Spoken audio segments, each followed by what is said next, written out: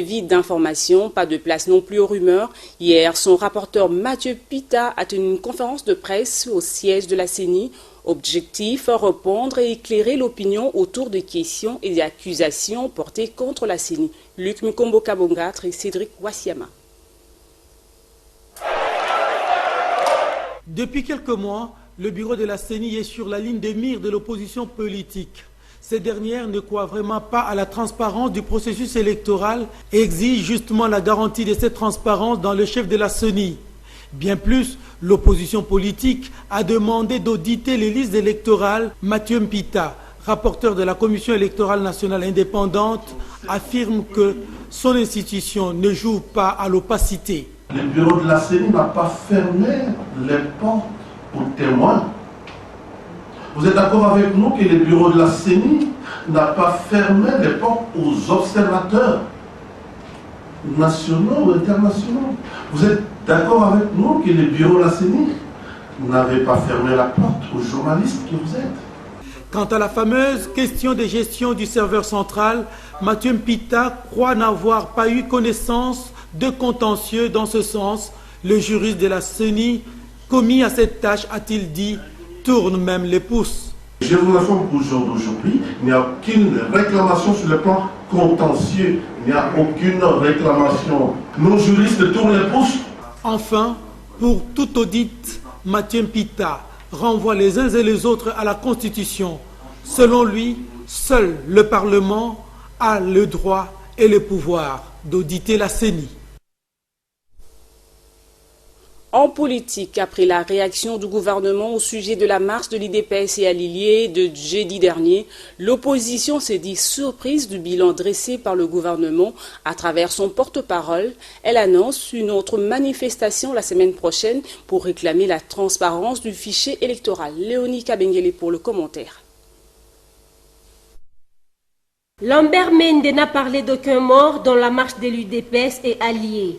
Aussi, le manifestant n'avait pas respecté l'itinéraire annoncé à l'autorité publique.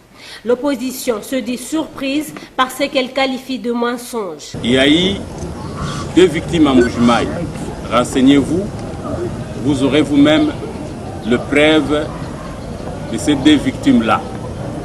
Le pouvoir cherche toujours à masquer et à cacher la vérité. Nous sommes surpris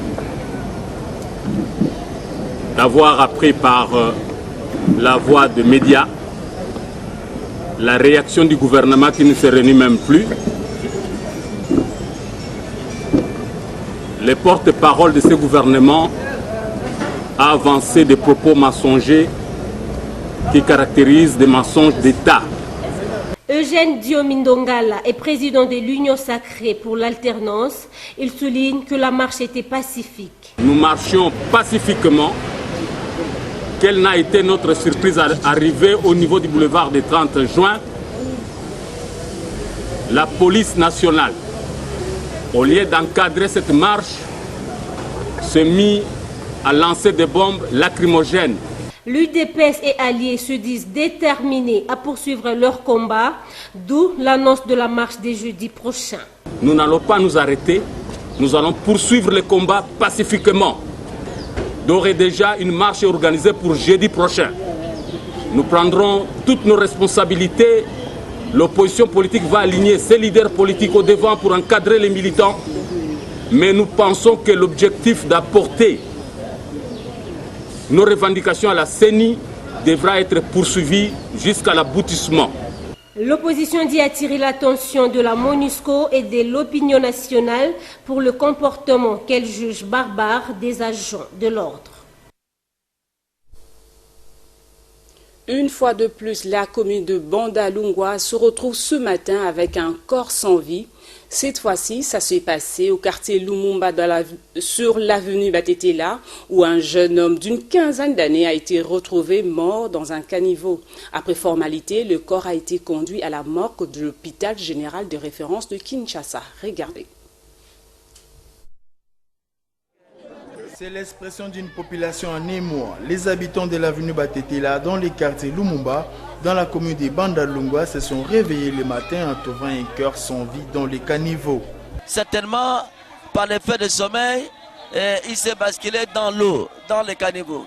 Arrivé sur les lieux avant toutes les formalités précédant la levée du corps pour la morgue, Florent Lébé, bourgmestre de la commune de Bandalungwa, a saisi cette occasion pour interpeller les parents à la surveillance de leurs enfants. Nous nous demandons, et aux enfants également, de pouvoir rentrer dans les toits conjugal, de pouvoir écouter et appliquer les instructions des parents. Nous, en tant que l'État, à l'instant, on ne peut que faire ce constat de mort et prendre nos responsabilités d'acheminer le corps à la morgue. Sans identité, le corps du défunt est gardé à la morgue de l'hôpital général de Kinshasa. Journée des sensibilisations sur le violence sexuelle et la protection de l'enfant ce vendredi au camp Kokolo. Le ministre de la Défense, hier, son rapporteur Mathieu Pita a tenu une conférence de presse au siège de la CENI. Objectif, répondre et éclairer l'opinion autour des questions et des accusations portées contre la CENI. Luc Mukombo Kabongatre et Cédric Wassiama. Depuis quelques mois, le bureau de la CENI est sur la ligne de mire de l'opposition politique. Ces dernières ne croient vraiment pas à la transparence du processus électoral et exigent justement la garantie de cette transparence dans le chef de la CENI.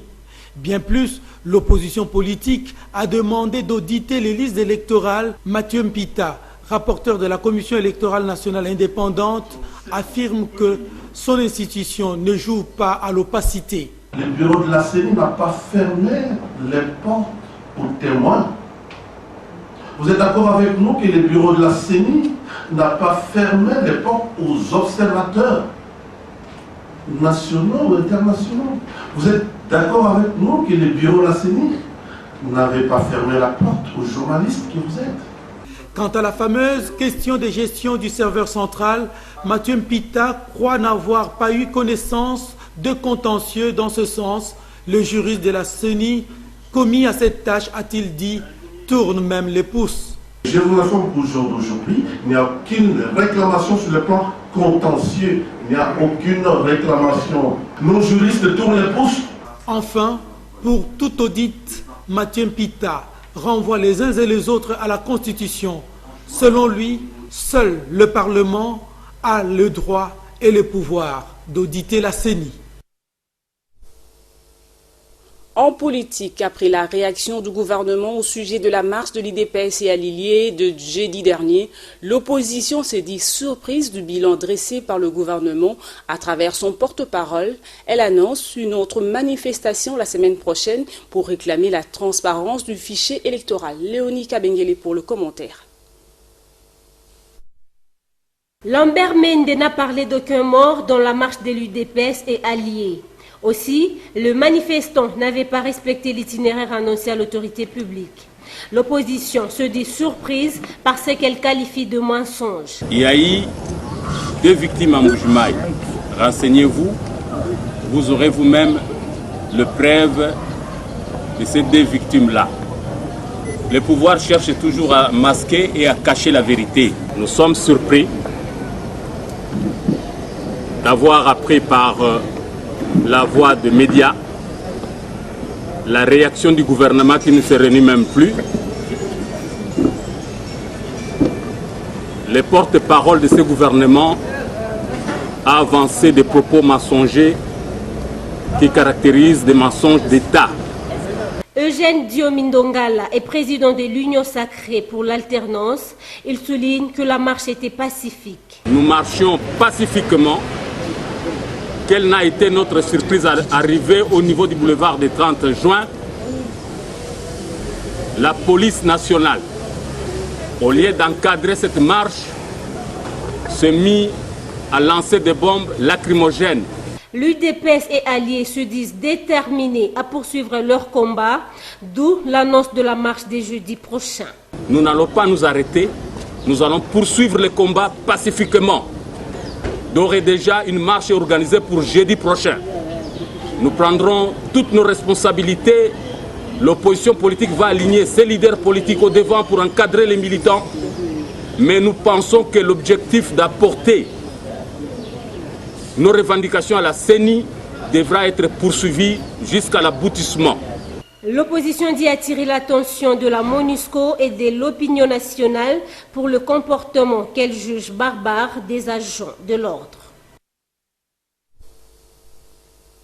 Une fois de plus, la commune de Bandalungwa se retrouve ce matin avec un corps sans vie. Cette fois-ci, ça s'est passé au quartier Lumumba sur l'avenue Batetela, où un jeune homme d'une quinzaine d'années a été retrouvé mort dans un caniveau.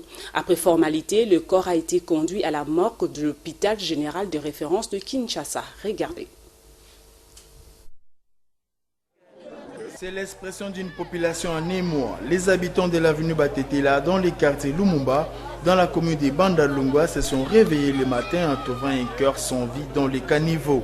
Certainement, par l'effet de sommeil, il s'est basculé dans l'eau, dans les caniveaux. Arrivé sur les lieux, avant toutes les formalités précédant la levée du corps pour la morgue, Florent Lébé, bourgmestre de la commune de Bandalungwa, a saisi cette occasion pour interpeller les parents à la surveillance de leurs enfants. D'où nous demandons, et aux enfants également, de pouvoir rentrer dans les toits conjugal, de pouvoir écouter et appliquer les instructions des parents. Nous, en tant que l'État, à l'instant, on ne peut que faire ce constat de mort et prendre nos responsabilités d'acheminer le corps à la morgue. Sans identité, le corps du défunt est gardé à la morgue de l'hôpital général de Kinshasa. Journée de sensibilisation